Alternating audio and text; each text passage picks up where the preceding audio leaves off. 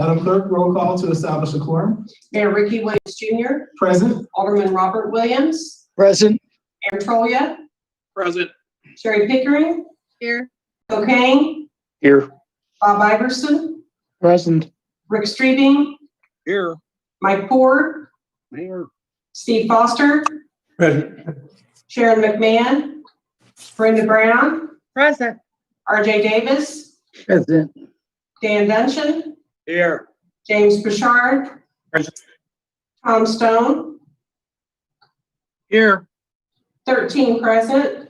13 present. We do have a quorum. At this time, we will have the invocation led by Alderman Brown, followed by the Pledge of Allegiance led by me. Let us bow in prayer.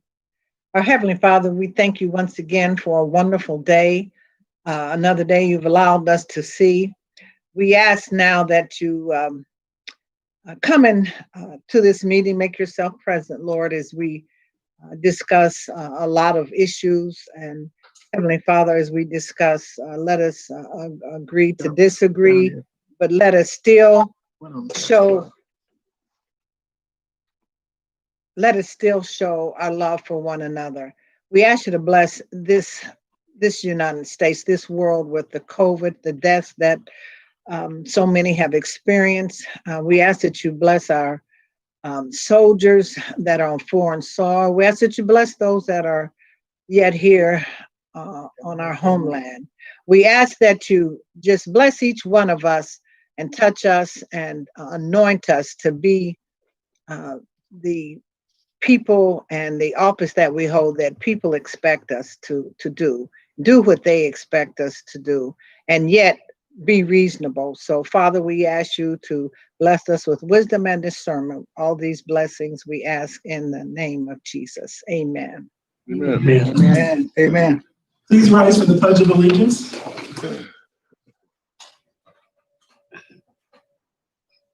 I pledge allegiance to the flag of the United States of America and to the republic which stands one nation, under God, indivisible, with liberty and justice for all. Thank you, everyone.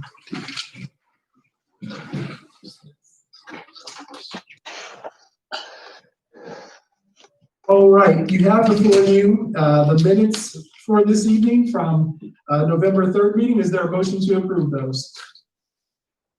Duncan, so moved. Brown, second. Thank you. It's been moved and seconded. Any discussion or debate? All those in favor, please signify by saying aye. Aye. Aye. Any opposed, same sign. Thank you. The motion carries. You also have the agenda for this evening. Is there a motion to approve it as presented? So moved. Second. Second. It's been moved and seconded. Any discussion or debate? All those in favor, please signify by saying aye. Aye. Aye. Any opposed, same sign. Thank you. At this time, I do not have any proclamations for you. However, I do have several board, committee, and personnel appointments. I will take the new appointments individually, and then if it be the pleasure of the council and acceptable, I will take the reappointments concurrently. Item 6B is a board committee personnel appointment to appoint Margie Dash to the Danville Public Building Commission with a term to expire on 9/24. Is there a motion to concur? So moved. Second. It's been moved and seconded. Any discussion or debate? All those in favor, please signify by saying aye. Aye. Any opposed, same sign. Thank you very much. Just want to make note that Mrs. Dash will be replacing Mr. Jerry Hawker, who was recently elected to the county board. In talking with him, he felt, and I did as well, that it would be a conflict of interest to have him representing the city when he's now going to be an elected official for the county, and especially since he will be negotiating terms of agreements and contracts and things on behalf of the county with the public safety building as well. So we appreciate Mr. Hawker's service. At this time, we have before you 6B, a resolution, a proclamation to appoint Jeremy Bell to the Danville Public Library Board with the term to end in July of 2023. Is there a motion to concur with the appointment? So moved. Second. It's been moved and seconded. Is there any discussion or debate? All those in favor, please signify by saying aye. Aye. Aye. Any opposed, same sign. Thank you very much. Items 3, 4, 5, and 6 are the reappointments of Jim Knobloch and Melissa Rome to the Danville Public Library Board with terms to end in July of 2023, as well as to reappoint Roberta Allen and Becky Woodrum to the Historic Preservation Commission with the term also to end in July of 2023. Is there a motion to concur with those appointments? I move to So moved. concur. Second. It's been moved and seconded. Any discussion or debate on those items? All those in favor, please signify by saying aye. Aye. Aye. Any opposed, same sign. Thank you, the motion carries. At this time, are there any reports of boards, agencies, or commissions? Any reports of boards, agencies, or commissions? Seeing none, we do have a couple of items of information.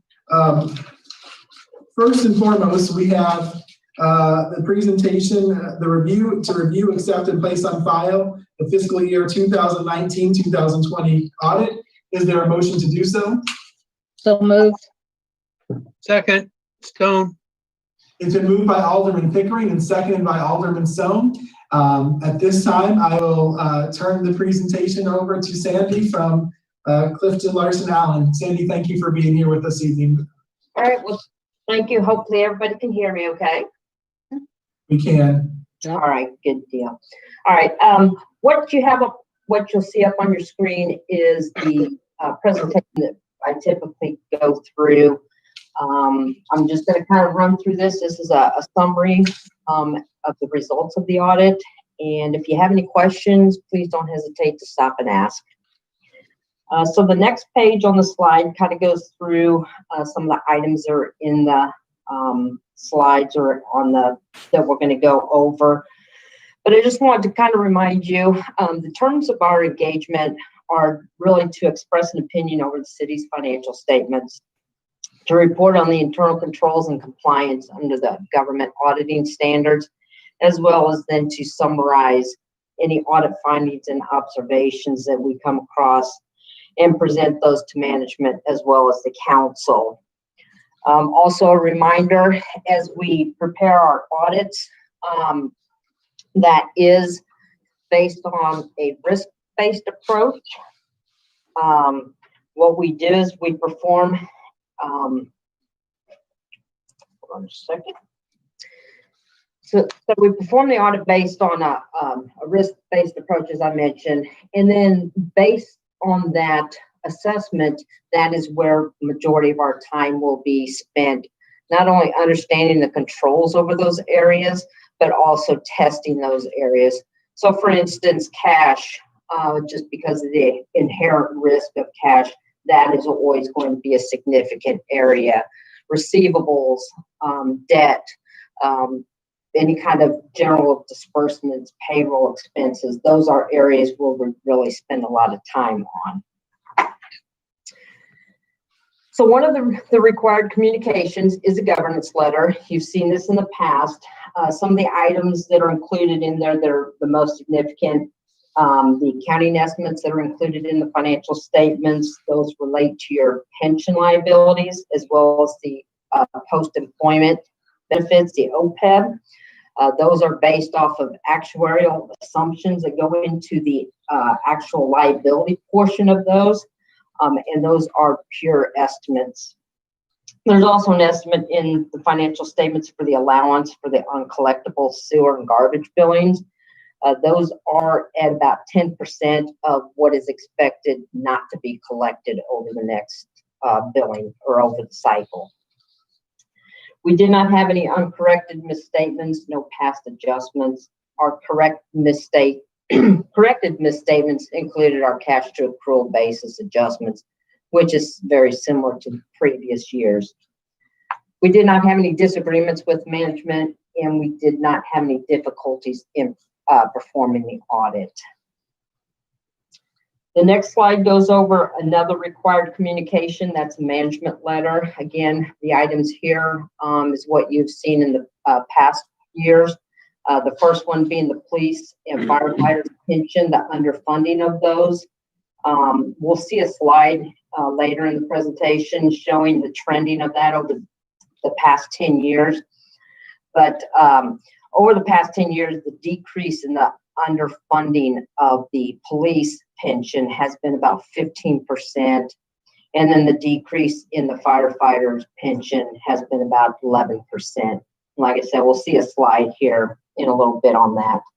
Also in that management letter, in regards to the bank reconciliations, the timing, and then there's a drop off of some reviews over those bank reconciliations due to some transition of personnel. The next slide goes over the opinions, the first one being the audit report, the opinion over the financial statements themselves. It was an unmodified clean opinion. That's what you strive for. The second item there, the government auditing standards report, could be a little bit different from what you've seen in the past. Typically, you see the government auditing standards report along with the report over the major federal funds, major programs included within the financial statements.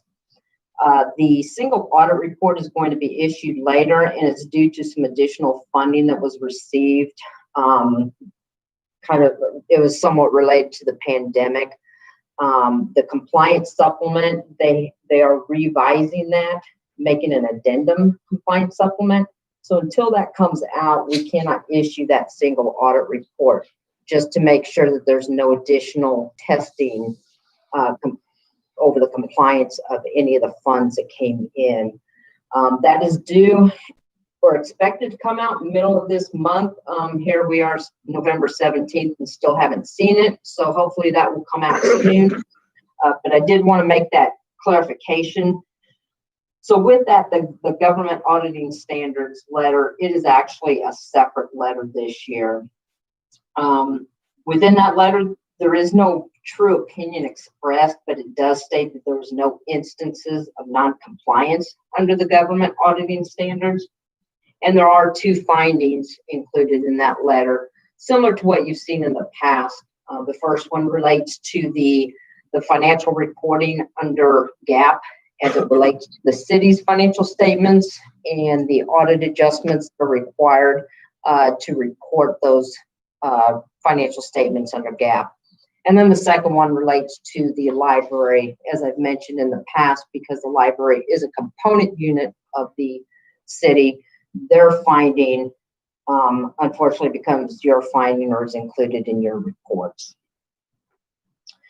So starting on the next slide, I'm going to kind of go over some of the results of the audit. We'll see these in a more visual format. The first one being the revenues of the governmental funds, and this does not include any of the enterprise funds. We'll see those in a bit. The one item I wanted to make note of on that is the intergovernmental revenues. You see the increase there of about $2.3 million. Again, that kind of plays into what I just spoke of with the additional federal monies that came in, CDBG and the federal transit. Saw about additional 1.7 million, and some additional money came in from IDOT motor fuel tax funds of about 400,000. The next slide shows your expenditures by function. Again, for the governmental funds, this excludes the enterprise funds. The item I wanted to make note of there, the debt service on the far right, that looks a little skewed, and that is due to the refunding of the bonds. The way that has to be shown within the financial statements, that $4.165 million bond that was technically paid off with the refunding shows as a payment going out. And then what you don't see in other financing sources, you see the 1 point or the 4 point,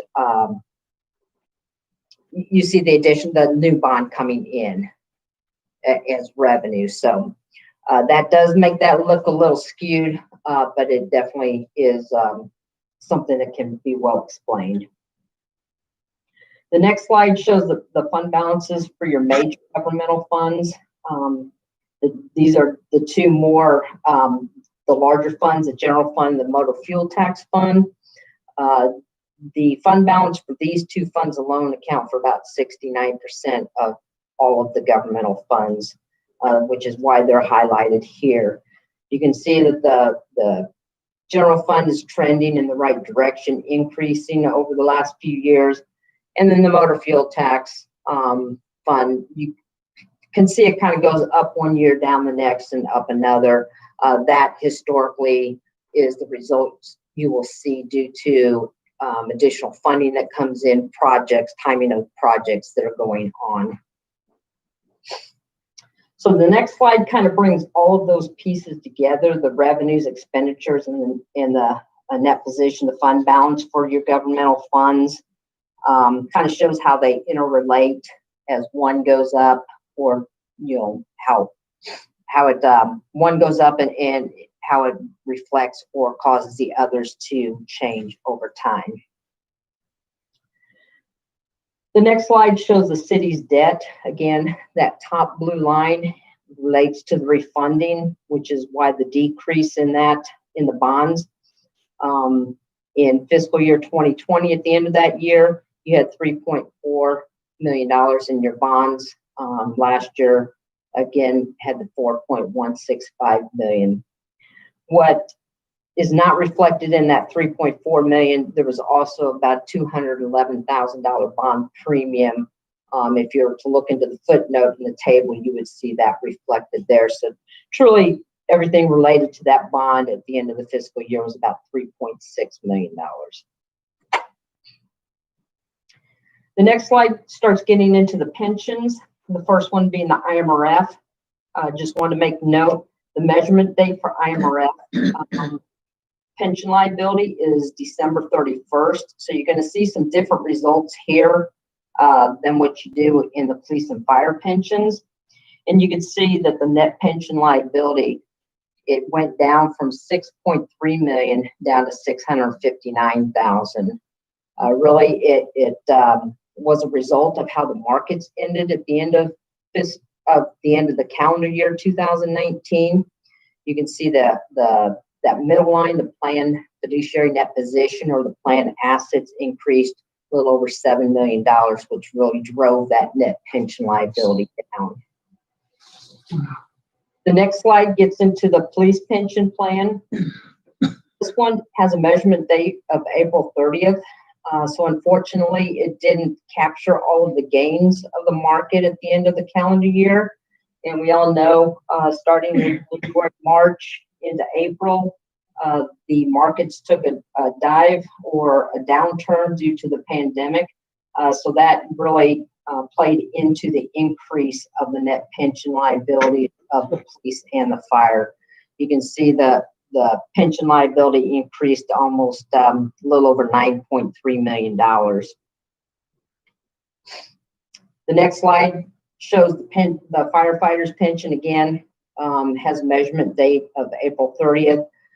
So you can see how the pension liability, the net pension liability increased almost $2.5 million. The next slide shows that 10-year trending that I spoke of, shows how the percentage of funding over the past 10 years, how it has kind of played out with both the police and the fire pension, with the police decreasing the past 10 years about 15%, and then the fire decreasing about 11%. The next couple slides go over the enterprise funds, and it brings all pieces together, the operating revenues, operating expense, and then the resulting net position. The change of that over a trending of 3 years, and you kind of see how the correlation between the expenses and the revenues play into the change in net position. The first one being the sanitary sewer. The next slide shows the same trending, higher level view of Harrison Park and the results of that. And then the the last slide within the enterprise fund is a solid waste management operations. Again, gives a bird's eye view of the trending of the last 3 years. The next slide goes into the findings. Again, this is similar to what you've seen in the past, so I'm not going to spend a lot of time on it. Really just relates to the resources available at the city to prepare the financial statements, the cash to accrual, and other adjustments needed to report the financial statements in accordance with GAAP. And then the next page, next slide is the finding related to the Danville Public Library, which won't cover it all, but did want to make you aware that that is in that gas report. I know that was very high-level summary. Any questions anybody has before I move on to a quick synopsis of the state grant audit for the mass transit? I don't think anyone has any questions thus far, Sandy. Please proceed. Okay, all right. So also, we issued a report or a opinion over the state grant audit for the Danville Mass Transit District. That is as of June 30th. The focus on that grant or that audit is really the expenditures and how that plays into the amount of state grant monies that is drawn down for the operating portion. And the results of that audit was there was an additional $45,000 that based on the audit, actually it was $46,580 that additional amount that could be drawn down. Now, as you've known in the past, some years it shows that it's overdrawn, sometimes it's underdrawn. That's really it's going to bounce back and forth like that due to our grant audit being on the accrual basis, where typically those drawdowns or the quarterly filings are typically on the cash basis. So you're always going to have some difference. This year, it actually showed an additional amount that could be drawn down. The opinion on that audit was, again, a clean, unmodified opinion. As I mentioned, that's really what you want to strive for.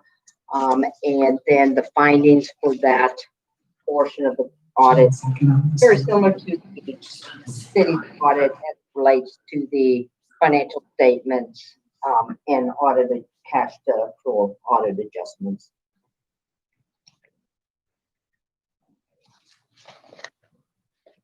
All right, does anyone have any questions for Ms. Cook? All right, thank you, Sandy, so much for working with us. It's always a pleasure working with you guys. You're very professional and timely, and we just appreciate the work that you guys did.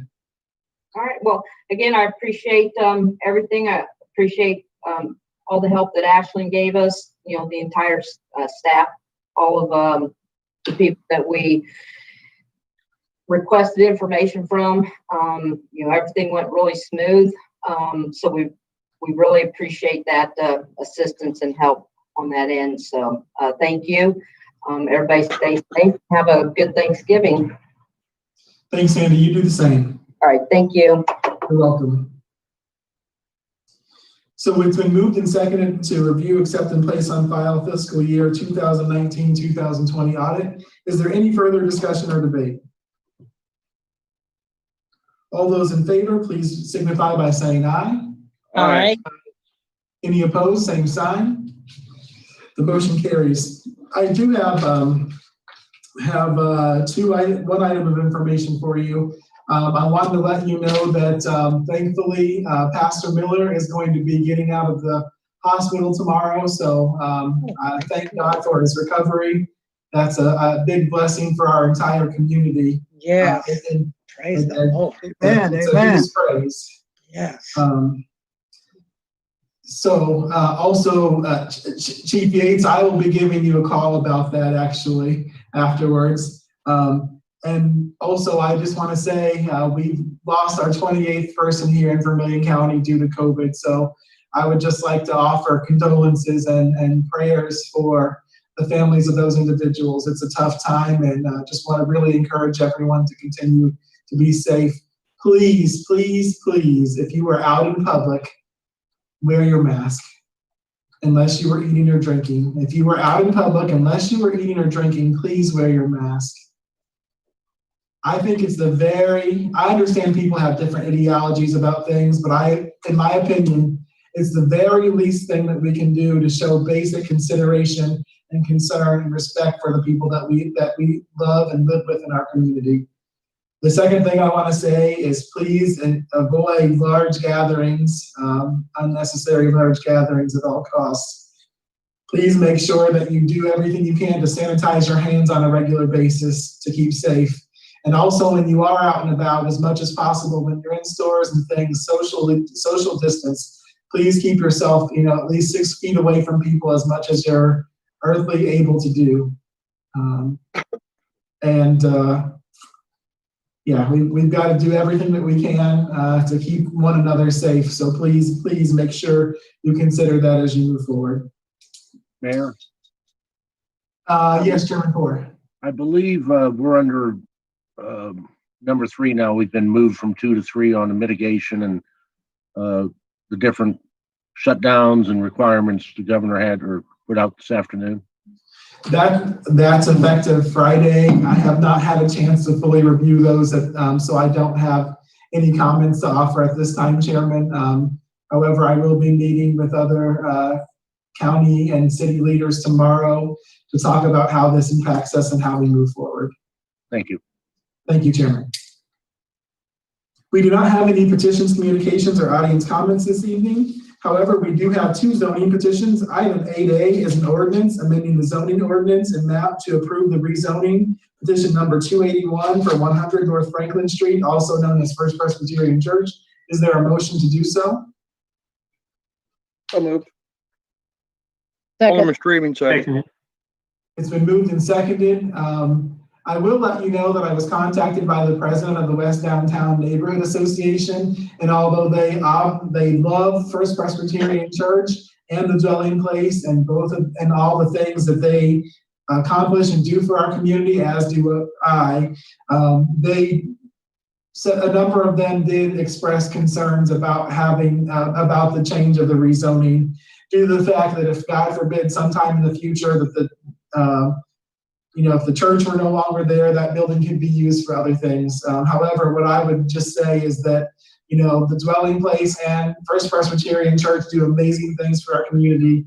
First Presbyterian Church provided the first free library, the first free health clinic hundreds of years ago in Danville. And they continue to do good work. So also do have with us on the phone, I believe, Mrs. Donna Eddington, who is the president of the dwelling place, if anyone has any questions. All right, seeing none, roll call vote, please. Alderman Bouchard, Here. Oh, I apologize. Forgive me. I do see Vice Mayor Iverson's hand. Yes, sir. Vice Mayor. Can't hear you. We can't hear you, sir.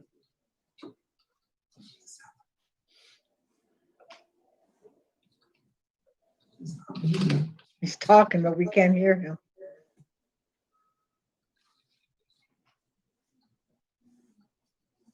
Vice Mayor, we still can't hear you, sir.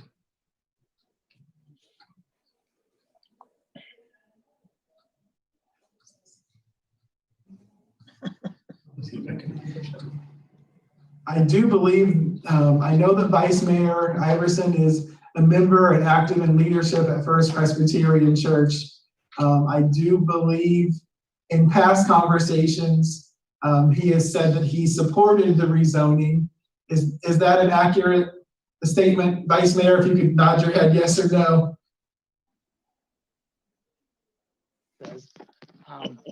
There you go, Vice Mayor. Am I on? Yes, Okay, thank you. yes. I just wanted to say, as a member of the board of First Presbyterian, there's concern about what would happen if the church was ever to change. We've been there for more than 100 years. I think you can count on the church being there for a long, long time to come. So that really shouldn't be a concern. And the thing we're going to do, basically, we're putting up a sign. We're not trying to change the look of the neighborhood. And I don't see it as any kind of a future threat. In fact, I think it's going to be an improvement. Thank you, Vice Mayor. Any other questions or comments? Alderman Stone. Yes, Mayor. Mayor, I am a member of the Board of Directors for the dwelling place, so I'll be recusing myself from both the debate and the vote on this issue. All right, thank you, Alderman Stone. Any further discussion or debate? Okay, Madam Clerk, please resume roll call. Alderman Bouchard, Yes. Stone, Abstain. Williams, Yes. Yes. Troya, Yes. Pickering, Yes. O'Kane, Yes. Iverson, Yes. Strebe, Yes. Ford, Yes. Foster, Chairman Foster? He's muted. I don't see him. Hmm. Who could we have it? We lost him. Okay. McMahon Brown, Yes. Davis, Yes. Duncan, Yes. 11 yes. 11 yes, the motion carries. Item 8B is an ordinance amending the zoning ordinance and map to approve special use permit number 246 for Tierra Taylor Moore at 50 East Liberty Lane. Is there a motion to concur with the ordinance? So moved. Aaron. Charge second. It's been moved and seconded. Mrs. Taylor Moore is here. If anyone has any questions for her or any comments, yes, Chairman Ford. Mayor, I just noticed on the finding of fact and final determination, page number 11 of the packet, it has 50 East Lane, not 50 East Liberty Lane. So that Thank probably you. needs to be corrected. We apologize. We'll make sure that that's inserted correctly. Any further discussion or debate? I have a question, Mayor. Yes, This Alderman. is Alderman Brown. I have a question for her. I'm not sure exactly where this is located. Could you kind of give me an idea of where it's located? I know where Liberty Lane is. I'm just not sure which building. Could you give me tell me where it's at? Go ahead, Ms. Yes, hi. It is actually by Liberty School. So it's Mhm. on Liberty Street. It's right by Liberty School. You go down a little bit and you'll see a building there. It used to be a bank. Oh, the old First National. Oh, okay, the old First Financial. Okay. Okay, so since you're gonna have a daycare there. Yes. Okay, so will it be like for the safety of the children in the parking lot and things, because that's a busy street, will that be fenced off or anything? So, or some type of partition so the children aren't having access to the street? Well, the playground will be fenced in, but where the parents are parked, we're going to be on the side of the building, not the front part of the building. So we'll be away from the street. Okay, We'll be okay, that's away from fine. the I just, street. that was just a Yes. safety concern, that's all. Because I Yeah. know that to be a busy area. Yeah. Okay, thank you. You're welcome. Any other questions or comments? Roll call, Madam Clerk. Alderman Stone, Yes. Williams, Yes. Troya, Yes. Pickering, Yes. O'Kane, Yes. Iverson, Yes. Strebe, Yes. Ford, Yes. Foster, Yes.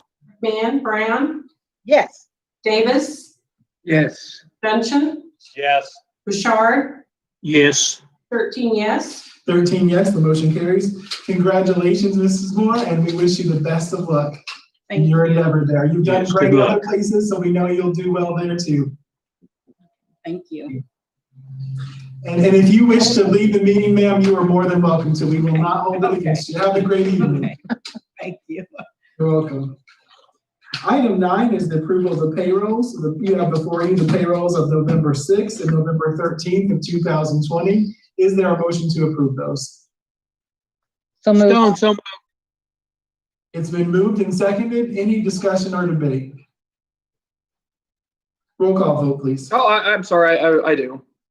Okay. I was trying to click that right. I mean, again, I'm just looking through this. The fire department's overtime is $38,500 of only recalling Manning. None of the other departments are having this trouble with COVID except for them. I just find this ridiculous. But that's all I have on it. Thank you. I understand your concern, but I would say that their situation is slightly different in that they all live together. And so that makes them a little bit more susceptible to. When they're in the fire stations, do they wear masks the whole time? Yes, they do, is what Chief says, yes. Any further discussion or debate? Alderman O'Kane. Well, can you get a brief statement from the fire department? Or are we restricted because of the laws on how many people have it and how long they've had it? Because I think it would surprise people. We can give out how many have had it, but we cannot give out obviously any kind of identifying information. Well, so no, I know we can't do that. Some have had it for extended period of time, which creates a second problem. Okay, yes, thank you. Thanks, Chief McMasters. I'm not sure. Can you tell us how many firefighters have had COVID and what are any of the more lengthy durations that we've had? I currently have no one off due to COVID. Everybody has returned back, and with the city's policy change recently about the concern has been with the city's policy change recently about members of family having it and still needing to attend work. I currently have no one off of work because of COVID right now. Recall Manning has I shouldn't say I have been having anything to do with COVID. Recall Manning covers anything we need to cover, anything we need overtime to fill the Manning requirements on a daily basis. That's not just because of COVID is all that overtime. For instance, $25,952 of it over the last 2 paychecks has been due to overtime to fill people while they were off on COVID, but we have none currently. But I also have over the last 2 paychecks, $15,038 of the overtime is getting reimbursed to us because that was required training that individuals have to take per contract as part of their probationary period that is actually paid for by Mavis. So we are getting that money back, as well as I expect to get about a little over almost $3,900 back from the SAFER grant as well of that overtime in relation to that training. But as of right now, I have no one off on COVID leave. And Recall Manning does not just cover COVID leave. That covers anytime anybody takes off, anytime anybody is sick, anytime anybody is injured, which I still have a person off on a long-term injury, which is causing overtime to backfill him. I also have I have 3 individuals that I'm down on Manning right now because of people still being in training. And of course, their training has gotten slowed down because of the COVID. The fire academy has been shut down on 2 different occasions for 2 weeks each because of that. So that's backed it up that much further. Those 2 individuals will start on shift next week, 1 per each of 2 shifts. So that means 2 out of every 3 days. They're going to save me about $900 a day in overtime while they're there. The 3rd individual gets done with his training about the last week of December, and he will go on to the other shift, which will save me another $800 to $900 a day in overtime on his shift. That is the reason for all of my overtime. Thank you, Chief, for that update. I had one question for the. Yes. Okay, so out of the 25,900 of COVID overtime, do we get reimbursed any of that from the CARES Act or not? No. No. There's the people, the individuals who are off for 80 hours, that falls under the FFCRA federal money. But the backfill to cover those people while they're off is not covered by that. No. Okay, thank you. Comptroller, did you wish to add anything to that? No, he was accurate. I do want to say out of our $1.3 million allotment, around 900,000 we're claiming with public safety related payroll. So I mentioned about a month ago, they put out a carte blanche statement that said all public safety straight time payroll is eligible as a reimbursable expense due to the critical role that public safety personnel play in the COVID response. So I'm submitting police and fire straight time for reimbursement from the CARES Act. So although it's not overtime, we'll be using our full allotment, and around 900,000 of that is to reimburse payroll costs. So it's not, we were planning on that cost anyway to pay straight time payroll. So we'll be getting that back into the general fund. So I just wanted to share that. Thank you, Comptroller. Any further questions? Yes, Vice Mayor Iverson. It wasn't so much a question. I just wanted to point out that we're not alone. Springfield recently had 1/3 of its fire department off on COVID, and they had to briefly close 2 stations. So COVID is a problem in fire departments all over the state. I'm sure all over the nation, not just us. Exactly. Thank you for that observation, Vice Mayor. Alderman Trolley, did you have anything further? No, I just keep forgetting to put my hand down. It's okay. All right. Roll call, Madam Clerk. Alderman Williams, Yes. Trillia, Yes. Pickering, Yes. O'Kane, Yes. Iverson, Yes. Streebing, Yes. Ford, Yes. Foster, Yes. McMahon, Brown, Yes. Davis, Yes. Duncan, Yes. Bouchard, Yes. Stone, Yes. 13 yes. 13 yes, the motion carries. Item 10 is the approval of the vouchers payable for November 10th, November 17th, as well as a special one of November 13th of 2020. Is there a motion to approve those? So moved. Second. It's been moved and seconded. Any discussion or debate? Roll call vote, please. Alderman Trillia, Yes. Pickering, Yes. O'Kane, Yes. Iverson, Yes. Streebing, Yes. Ford, Yes. Foster, Yes. McMahon, Brown, Yes. Davis, Yes. Duncan, Yes. Bouchard, Yes. Stone, Yes. Williams, Yes. 13 yes. 13 yes, the motion carries. At this time, we will receive our Public Works Committee report. Chairman Ford. Thank you, Mayor.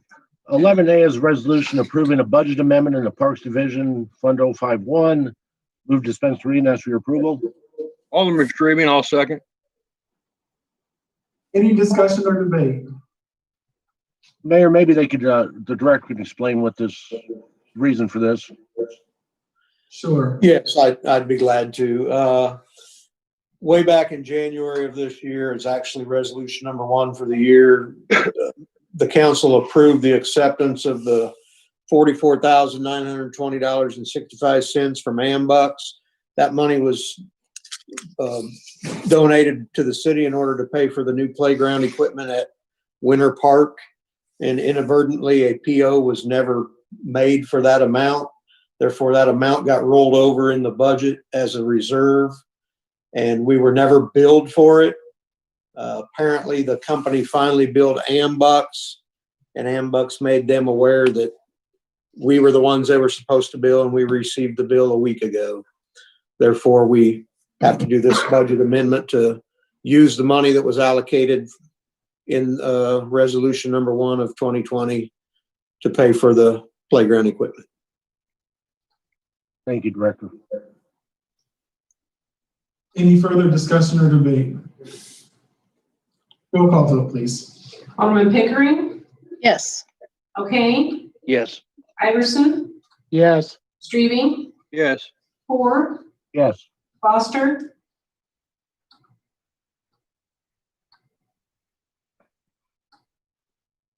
Chairman Foster, McMahon, Brown, Yes. Davis, Yes. Benson, Yes.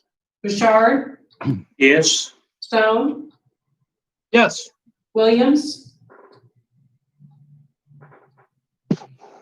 Alderman Williams, Yes. Troya, Yes. 12 yes. 12 yes, the motion carries. 11B is a resolution appropriating funds for the Ferndale Avenue pavement stabilization and resurfacing. Move to dispense reading, ask for your approval. Second. You're not going to be able to join back the video. It's not going to.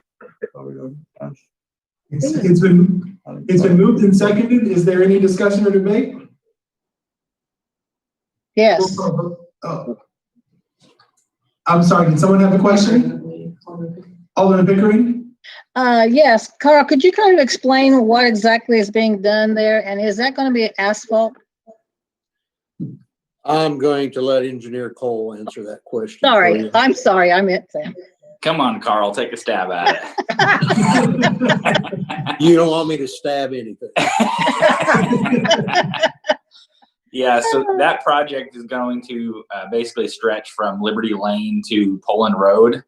It will consist of ditch cleaning and culvert work, cement stabilized base, which is basically what we did on Edward Street, and then asphalt surfacing when that's done. Okay. So I've been asked, so thank you. Sam, that won't have, there won't be sidewalks and curbing and everything. It's just stabilizing and putting the asphalt, right? that's correct. Yes, the right of way is very narrow there, and there's not room to do sidewalks or curbing and all the other stuff in that space. So. Any further discussion or debate? Roll call vote, please. Alderman O'Kane, Yes. Iverson,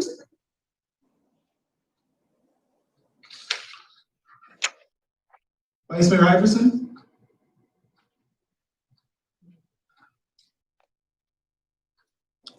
Alderman Strebe, Yes. Ford, Yes. Foster, Vice Mayor Iverson. Yes. Thank you. Alderman Brown, Yes. Davis, Yes. Benson, Yes. Bouchard, Yes. Stone, Yes. Williams, Yes. Troya, Yes. Pickering, Yes. 12 yes. 12 yes, the motion carries.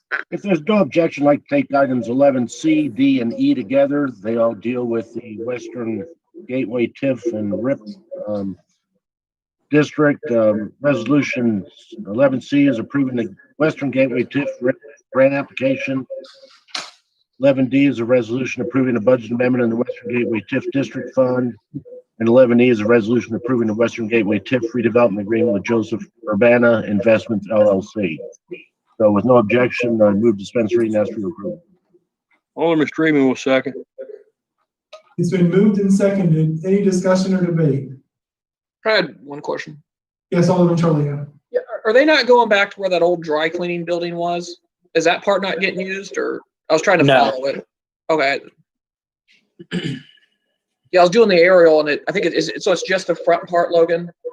Yeah, those two back lots with concrete and gravel on them are not being used. The old dry cleaner space used to be. Okay, thank you. What are they going to be putting there? And OSF is putting another ergo station there, urgent care. Any further discussion or debate?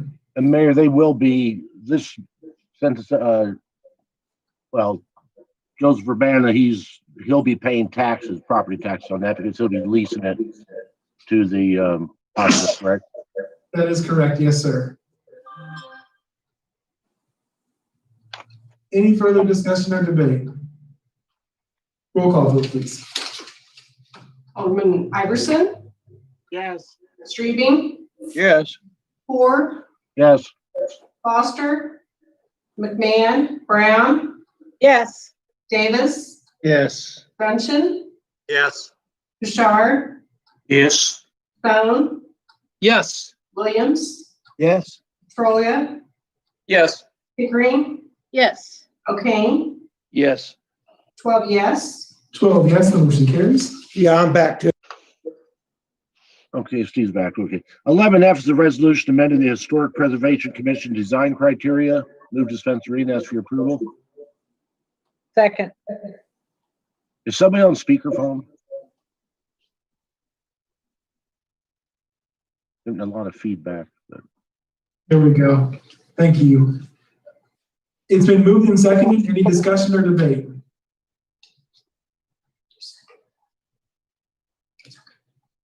Roll call vote, please. Alderman Foster, Yes. McMahon, Brown, Yes. Davis, Yes. Dunchen, Yes. Bouchard, Yes. Stone, Yes. Williams, Yes. Troya, Yes. Pickering, Yes. O'Kane, Yes. Iverson, Yes. Streebing, Yes. Ford, yes. 13 yes. 13 yes, the motion carries. 11G is a resolution authorizing a 2-year agreement with AT&T for the POTS lines. I think the Public Works meeting, I said POTUS lines, but the POTS lines, we discussed reading, ask for your approval. Is there a second? Second. It's been moved and seconded. Any discussion or debate? Roll call vote, please. Alderman Brown, Yes. Davis, Yes. Dunchen, Yes. Bouchard,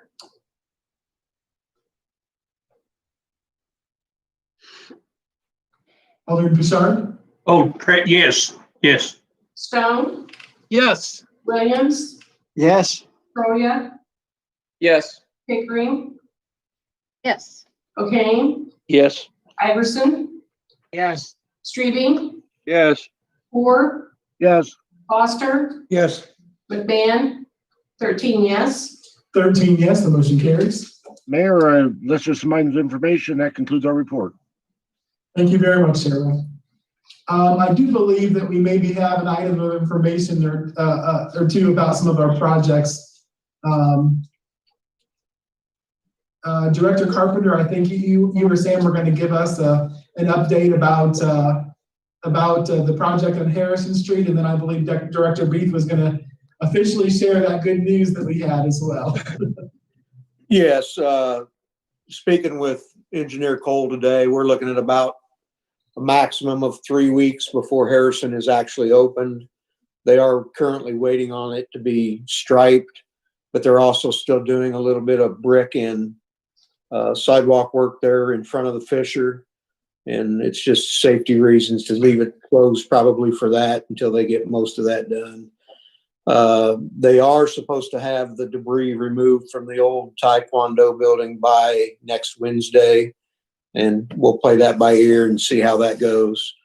Our crews are actually, if you haven't been downtown early in the morning or late at night, installing Christmas lights, and that's working out well. It'll look real good once it's done.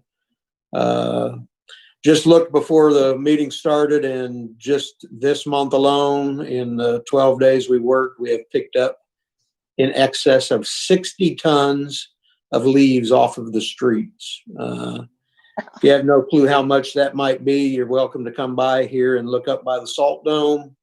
We have a lot of leaves up there right now. So, and what we do with those, if some of you are newer to the council, is those will sit up there and partially decompose, and then we will screen them next spring and use the dirt we get from them, and whatever's left coming out of the screener is just trash, and we end up taking that to the dump, and it saves us the dump fees that we used to pay to dump all of that as soon as it was picked up. So that's where we're at. Street crews continue to, I think you're finishing up on some patching here and there.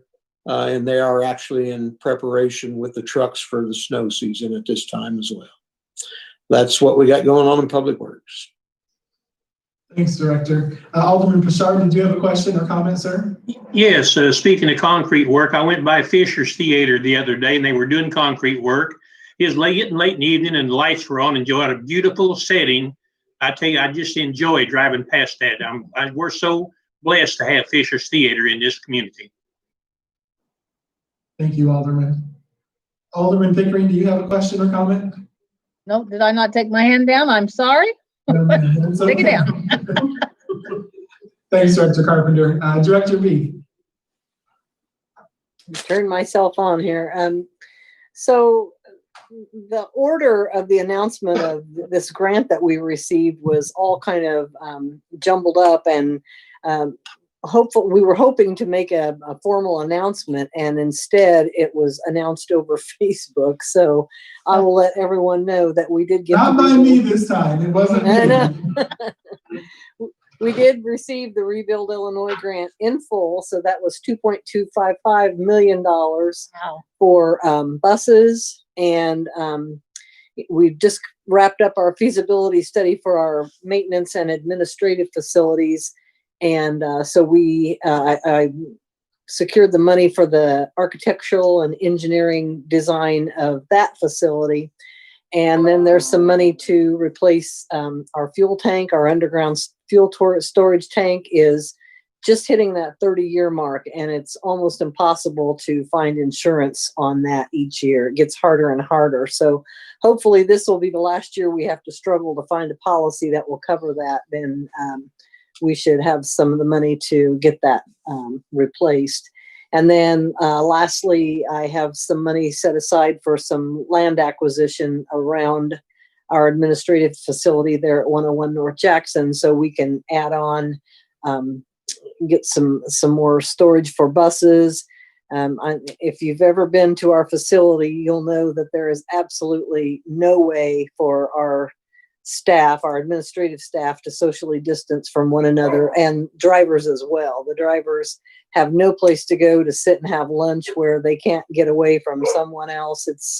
It's a much needed upgrade. And so I do have some money set aside from our CARES funding for capital projects.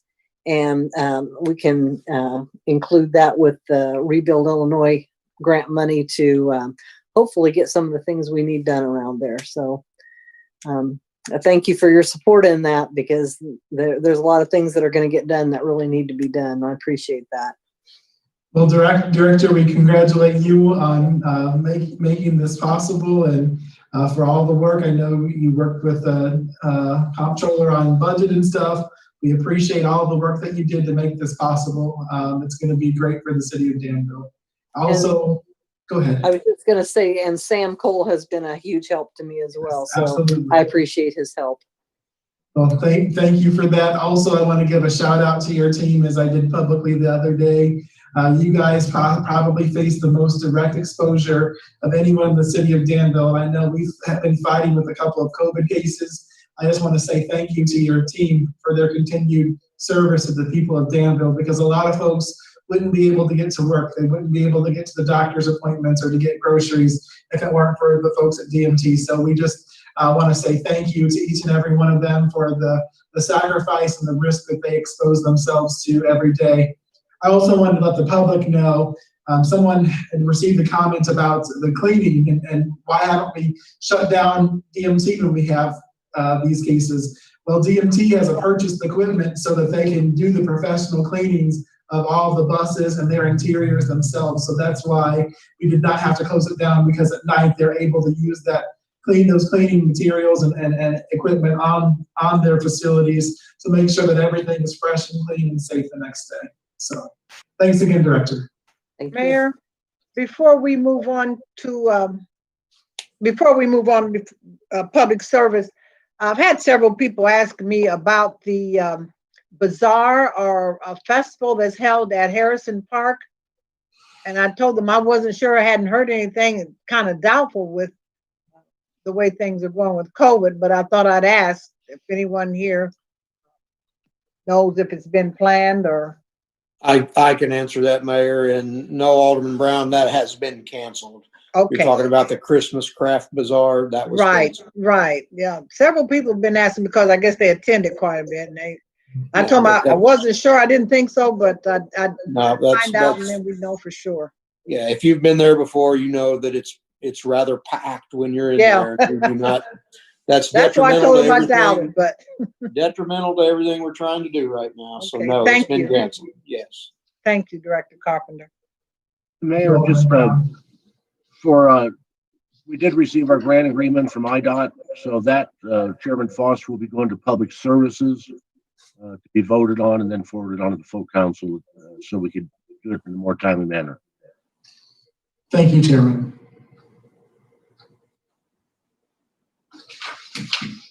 All righty. At this time, we will receive our Public Services Committee report. Chairman Foster.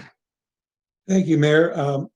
I should comment, I'm the only one that wears earphones because my computer is quite a distance from my monitor where my camera's hanging. So as a result of that, I can hardly hear it. So what happened is, I broke my earphones. See this mess? So I've been trying to fix it between all your talkings and everything. So I'm going to apologize, but I'm back now, and I figured out I can at least glue it together, $28. And it's a little 2 cents worth of plastic. That's what breaks, But I'm pleased to announce that same time, same station on the 24th next week, we'll be meeting, God willing, and my earphones don't break. Thank you, Chairman Foster. At this time, we have item 13. If it be your pleasure, I would ask that we take those all together, considering they're all for the tax levy. Alderman Streetman will go ahead and second. I'll make the motion. We accept all of them together. Second. All right, it's been motioned and seconded. Madam Clerk, do I need to read all of those for the record, or since they're written, do we need to do so? I probably better read them just to be safe. Item 13A is an ordinance approving the 2020 tax levy. Item 13B is an ordinance abating a portion of the 2020 tax levy for sanitary sewer fund series 2019. Item 13C is an ordinance abating a portion of the 2020 tax levy for solid waste fund series 2019. Item 13D is an ordinance abating a portion of the 2020 tax levy for infrastructure development and improvement series 2019. Item 13E is an ordinance abating a portion of the 2020 tax levy for community reinvestment series 2019. Item 13F is an ordinance abating a portion of the 2020 tax levy for capital improvement series 2019. Item 13G is an ordinance approving tax levy and assessment of taxes for special service area number 1. Item 13H is an ordinance establishing budget for FY 2021 for special service area number 1. And item I is an ordinance approving tax levy and extending a special tax within special service area number 2 extended. Then it's already been moved and seconded. Is there any discussion or debate? I'll start with having the comptroller give any comments she would like, and then we're open for any questions that you might have. I don't have much. I'm just happy to have made it to today to be able to put these ordinances on display. Also is being put on display is the budget. You should have all received an email from me this afternoon with your budget binder that you would have, if we were meeting in person, you would have gotten a physical copy in past years, but it's a digital copy this year. Of course, if you have any questions looking through the updates, you can always call me. We can schedule a meeting. I'm happy to do that. I will go through a short list of differences between the first draft and the second draft, just so you're aware as you're looking through the budget. The first one is, of course, we received the commercial insurance quote. And so the general liability and workers' comp amounts have been updated throughout the budget across multiple funds. The next one is, in years past, we have had a central purchasing line to buy office supplies for the city as a whole. The leadership team discussed it, and we think we would all be happier if each individual department is just responsible for purchasing their own office supplies. So that's been divided among departments based on past ordering amounts. You have in your budget binder, and it's reflected in the city budget, the final library budget and levy request. So that information's there. They updated their request based on health insurance quotes that we received about a month ago. The Harrison Park budget has been amended. In the past budget, it had about a $50,000 deficit, and currently it has a $25,000 deficit. So we did make progress in the Harrison Park budget. Home rule, hotel motel tax decrease in revenues has hit Harrison Park pretty hard. That's one of their primary funding sources. The telephone and internet line under the police division has been updated to reflect our community camera costs. That comes at a price, the cellular cost to run those cameras. Various revenue projections have been updated. So this is the good news. State income tax has been increased nominally. State use tax has been increased nominally. Local government distributive fund cannabis revenue. So that's not our retailers occupation tax. It's going into citywide revenues. This is specifically local government distributive fund cannabis tax revenue has to be earmarked for certain purposes, which includes,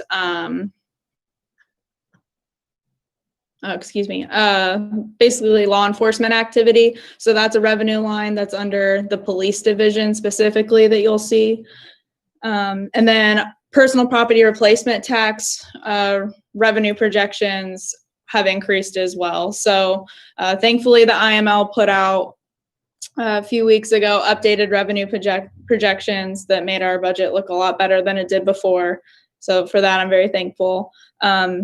This isn't something that's in the budget. It's just noteworthy that I thought I should share with City Council, is that effective January 1st, 2021, the Leveling the Playing Field Act, Retail Act for Illinois takes effect, which means it requires marketplace facilitators like Amazon to collect both Illinois 6.25% retailers occupation tax and any locally imposed retailers occupation tax instead of just the 6.25 use tax for Illinois. So this will likely result in significant reductions in our use tax. However, it should increase our local sales tax because we should be getting our local portion. It's not just that 1% that flows through the state. We should be getting our home rule sales tax as well through those Amazon purchases. So it's really hard to predict how that'll shake out as far as how far use tax is going to go down and how far our home rule tax is going to go up. But all indicators is that we're going to come out on the better end of the deal. But since there's no way to predict that, I've left the projections based on what we know on sales historically and projections for COVID. So you may see that next year where use tax is down and home rule is up. So I just wanted to mention that. So if you have any questions, I'm happy to answer them now. Or I believe we're supposed to have a budget study session on Thursday. So that's correct. Ask a question? Yes, Alderman, give me just one moment. I forgot to also state that this does include placing on public display the fiscal year 2021-2022 budget as well. So I just wanted to make sure that I read that into the record. Yes, Alderman Duncan. Just specifically on the projected revenue, I see that the state sales tax you predicted to go down, but the city sales tax predicted to go, or hopefully to go up almost $500,000. Is that because we're changing that 0.25% of our city sales tax?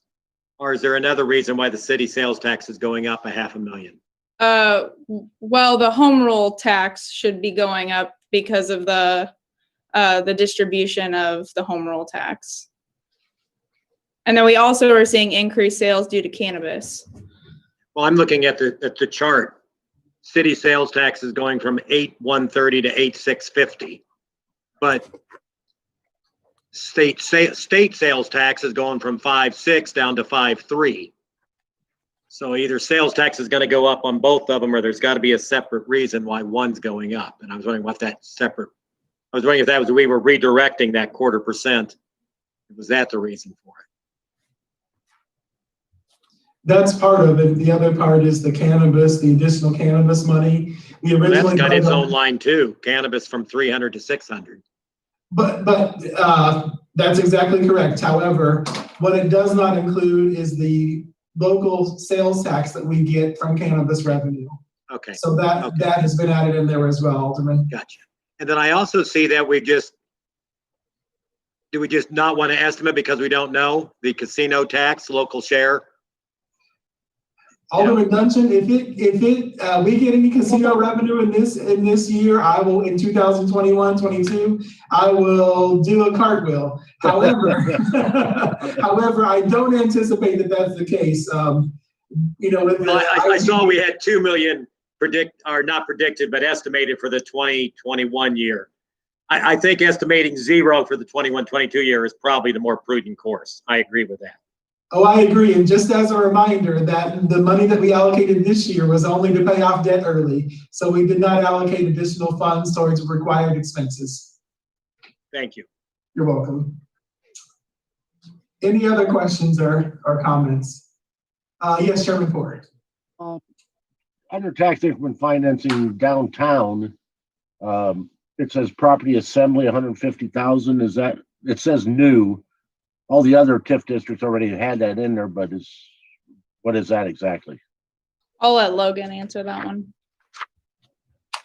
Yeah, that's basically, we've discussed this at previous council meetings, bringing in all of those unused cash reserves. Getting all the cash funding out of. Yeah, okay. and property assembly can be demolition, anything to get the site ready for redevelopment. Okay. Yep. I kind of figured that. Thank you. Thanks, Chairman. Any other discussion or debate? Roll call vote, please. Alderman Brown, Yes. Davis, Alderman Davis. Alderman Davis, RJ. You gotta speak pretty loud. I think he's asleep. Bill's going to check on him. Dungeon, Yes. Bouchard, Yes. Stone, Yes. Williams, Yes. Troya, Yes. Pickering, Yes. O'Kane, Are we voting on this budget or are we just putting it on display? putting it on public display. Putting it on display. Okay, I just figured that would take a voice vote. To put it on display, yes. Iverson, Yeah, I agree with Alderman O'Kane. I was a little confused too. This is only public display. We'll have a session on this on Thursday night, correct? That's correct. And then we will not vote on it until next month. That's correct. Are we going to? This is the tax levy. It's not the budget. Have a closed session. Streaming, Yes. Ford, And I have a clarification. This is the tax levy. We're putting on public display, not the budget. The budget too. Oh. That's correct. Okay. Yes. Foster, Yes. McMahon, Alderman Davis, Yes. 13 yes. 13 yes, the motion carries. Any items of information for the good of the cause? I have one for you. Some good news. We received our casino application for review.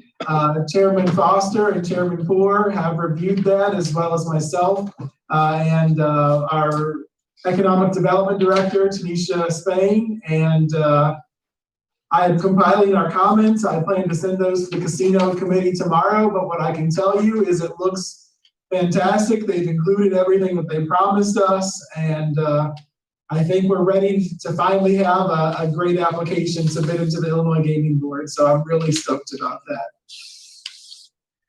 Here to ask, when will the gaming board act on that? If you have a connection to God, I think that's probably the only way you can know, Alderman Dungeon, because God only knows. Well, I know in the past there was like a 6-month or a 9-month limit. Is there any kind of guidelines or? There is no kind of limit now at this point. which is good and bad, so. Aren't they The shutting mayor- down gaming Friday? They are, yes. Chairman Ford, I just reviewed it briefly, but I do recall that it said that they were closing all of the bar gaming and stuff. So. Exactly. That tier 3, from what I've read, I didn't see that, but. Yeah, it's. And I believe the gaming board's not taking action on any new applications of any kind for 5 to 6 months or something, right?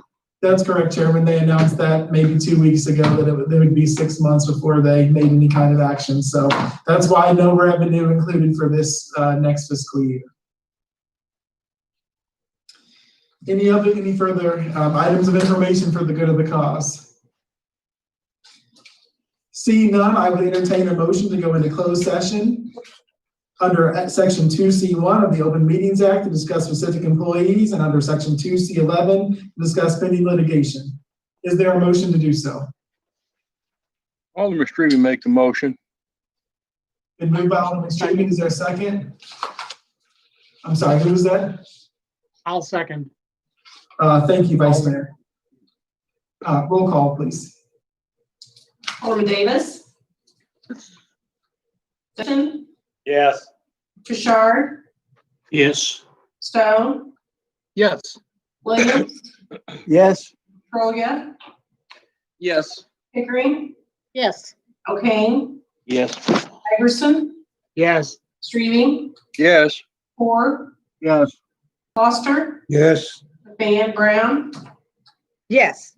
13 yes.